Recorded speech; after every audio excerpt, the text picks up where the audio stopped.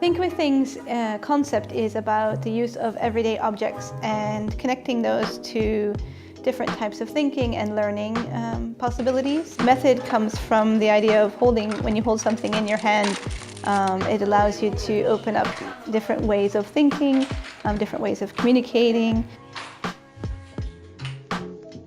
Think with Things business is the same great concept of using everyday objects, but in the frame of team building, of ideation, inspirational workshops for teams that know each other, for teams that don't know each other.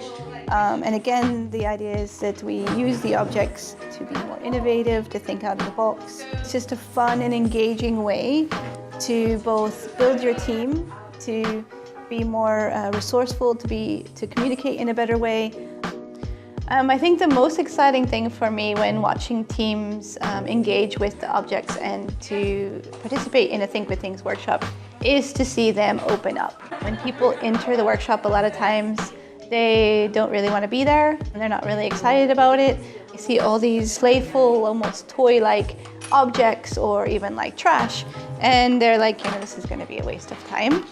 And one of my first questions is always to tell me a little bit about themselves, using some of the objects, or to create a persona that identifies with them.